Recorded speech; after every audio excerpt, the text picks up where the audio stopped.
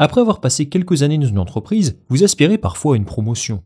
Vous avez peut-être entendu parler de l'histoire du nouveau PDG de Nike, qui a fait ses débuts dans l'entreprise en tant que stagiaire, jusqu'à devenir le big boss, littéralement.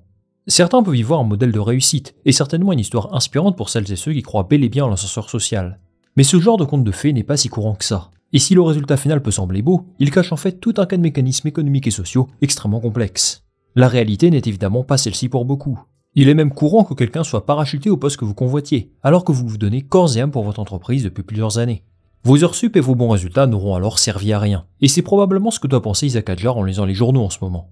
Car oui, une rumeur assez insistante circule dans le paddock. Les représentants de Franco Colapinto sont en discussion avec Red Bull, et ils espèrent bien lui trouver un contrat pour la saison prochaine. C'est une information d'abord partagée par Sky Sports, puis relayée par des médias spécialisés, comme The Race.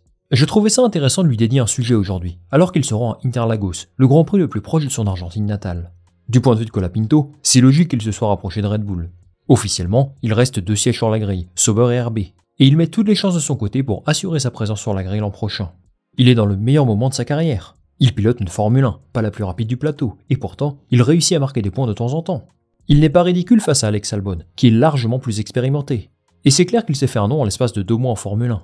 De là à ce qu'il soit un prétendant sérieux au baquet chez Vicarb, eh bien franchement, je ne m'y attendais pas. Si vous m'aviez dit ça en début d'année, je crois que je vous aurais demandé de quelle planète vous venez. Pourtant, Colapinto est bel et bien là, alors que personne n'avait de grands espoirs pour lui. Ça me rappelle ce mème, vous savez, parfois on se demande comment certaines choses sont arrivées là.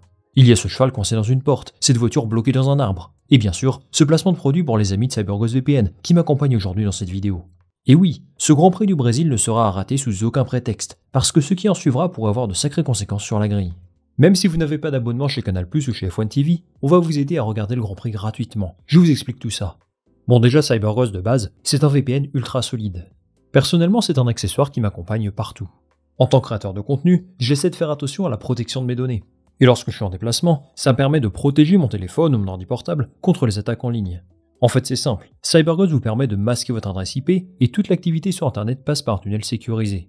En clair, votre connexion est invulnérable absolument partout et votre anonymat est conservé. L'un des aspects les plus intéressants, c'est évidemment qu'on puisse regarder n'importe quel Grand Prix de Formule 1. Pour ce faire, il suffit de se connecter à un pays où la F1 est diffusée gratuitement. C'est par exemple le cas de la Suisse. Vous vous connectez au serveur suisse, vous allez sur le site du diffuseur et le tour est joué.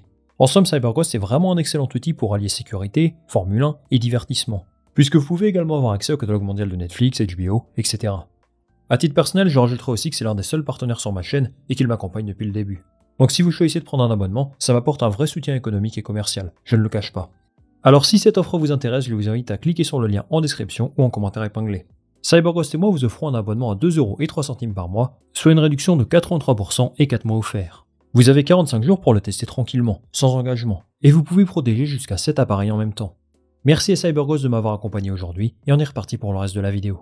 Bon, pour commencer, j'aimerais d'abord comprendre pourquoi Colapinto s'est imposé comme une vraie alternative pour Red Bull. Ensuite, on parlera des obstacles à ce transfert, et je vous dirai en fin de vidéo si je pense que c'est une bonne idée ou non, avec évidemment un petit mot sur Isaac Hadjar. On peut commencer par dire que Red Bull n'a normalement pas pour habitude de piocher en dehors de son giron.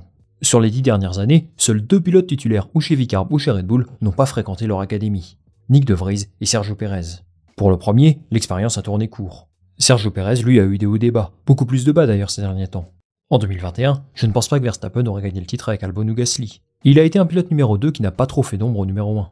Mais aujourd'hui, ce n'est plus possible, son niveau est juste aberrant. Et d'ailleurs, je vous ai fait une vidéo à ce sujet il y a 2 jours. Ce qui est certain, c'est que Checo Pérez est la cause directe des nouveaux liens entre Colapinto et Red Bull.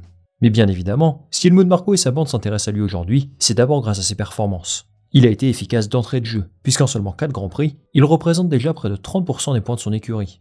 C'est solide pour un pilote qui n'était cité dans absolument aucune discussion pour un baquet ces prochaines années.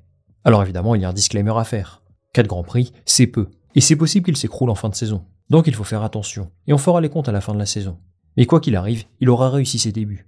Colapinto a été bon en formule de promotion, mais malheureusement, il n'a jamais vraiment fréquenté les meilleures écuries, principalement pour faute de budget. Et c'est fou de se dire que c'est aujourd'hui un argument économique qui peut soutenir sa candidature encore davantage. À la base, il n'est vraiment pas un pilote payant. Il a même dû arrêter de rouler en monoplace à un moment donné, parce qu'il n'avait pas assez d'argent. Williams a eu du flair en le recrutant, d'une part parce qu'il a montré une capacité d'adaptation assez dingue pour l'instant, et aussi parce que c'est une vraie machine à cash. En juillet dernier, donc avant qu'il soit promu à la place de Sargent, Forbes Argentine a sorti un article très intéressant, qui nous expliquait déjà à l'époque pourquoi il remplissait beaucoup de cases pour s'installer en Formule 1 ces prochaines années.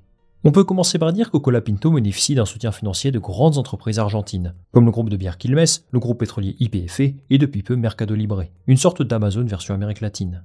Il y a un vrai parallèle à faire avec Sergio Pérez ici. Tout comme lui, ses sponsors offrent une sécurité financière importante. En recrutant Colapinto, Red Bull pourrait capitaliser sur sa popularité croissante en Amérique latine, avec évidemment l'Argentine au cœur du projet.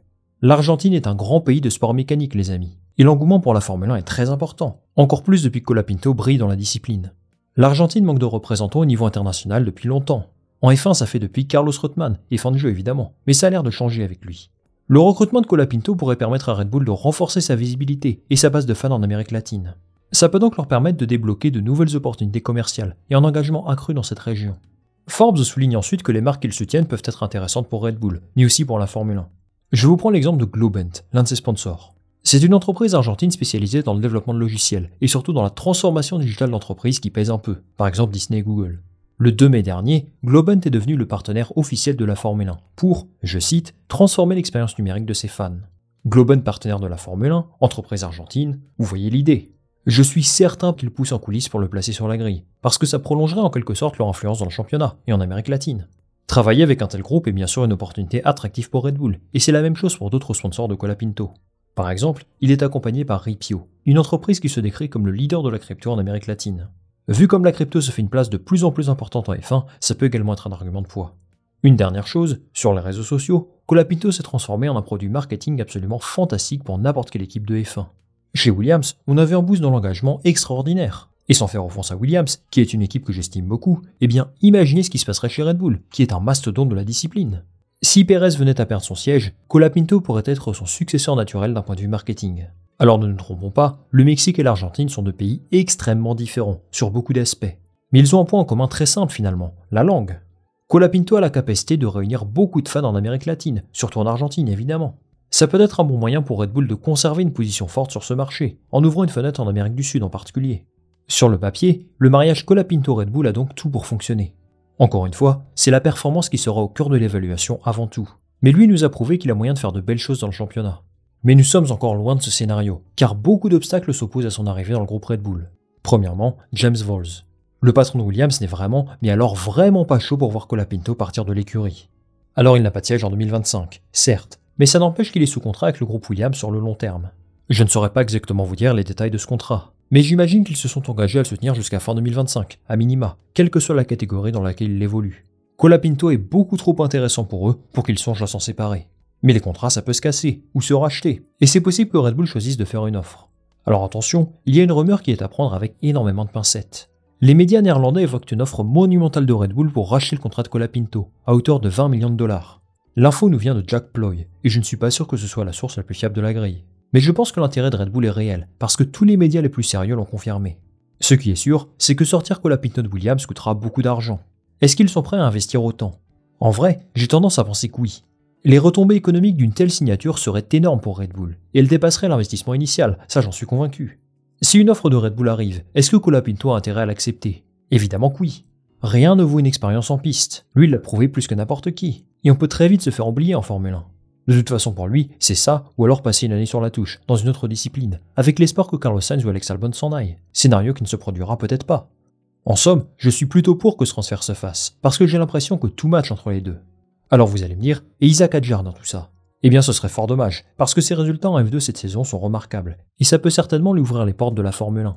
Mais l'impact économique de la signature de Colapinto me semble difficile à refuser. Alors on peut se dire que Red Bull la mettrait à l'envers à Isaac, qui est le meilleur pilote de son académie en ce moment. Mais je ne le vois pas forcément de cette façon. Selon The Race, c'est plus probable qu'il soit réserviste en 2025, et aille s'aventurer dans une autre catégorie. Alors c'est une tendance du moment, et c'est possible que ça évolue. Si l'on se fie aux résultats en Formule 2, Hadjar a fait du meilleur travail que Colapinto. Mais comme toujours, la F2 n'est pas forcément représentative de ce qu'un pilote est capable de faire en Formule 1. Oliverman fait une saison affreuse, mais il a prouvé avoir les qualités pour rouler en Formule 1 jusqu'à présent. Compte tenu de ses ambitions initiales, Victor Martins connaît un exercice compliqué. Et pourtant, il me semble être un bien meilleur pilote que ce que suggère son classement. Qu'en est-il d'Isaac Hadjar alors? Je crois sincèrement qu'il arrivera en Formule 1 à un moment donné. Helmut Marko et Christian Horner ont affiché beaucoup de confiance en lui. Mais est-ce que ce sera en 2025? Je n'en suis pas sûr. Colapinto est une option très intéressante pour toutes les raisons que je vous ai expliquées. Et s'ils choisissent de lui offrir un contrat, eh bien je comprendrai totalement. Ça n'empêche qu'avec un Tsunoda potentiellement en partance l'an prochain, vu que le contrat avec Honda va s'arrêter, un Liam Lawson qui n'a pas encore convaincu à 100%, et un Colapinto qui aura tout à prouver lui aussi dans un nouvel environnement, eh bien ça laisse quand même pas mal d'opportunités pour Isaac. N'oublions pas qu'il n'a que 20 ans. Si les portes de la F1 se ferment pour lui l'an prochain, c'est dommage, mais le travail de l'ombre est souvent récompensé tôt ou tard. Lawson l'a prouvé, Doohan l'a prouvé, et ce sera à lui d'en faire de même. Nous n'en sommes pas encore là, et quoi qu'il arrive, j'espère vraiment voir ces deux pilotes ensemble en F1 sur le court moyen terme. Les amis, merci beaucoup d'avoir suivi cette vidéo jusqu'au bout, j'espère qu'elle vous a plu.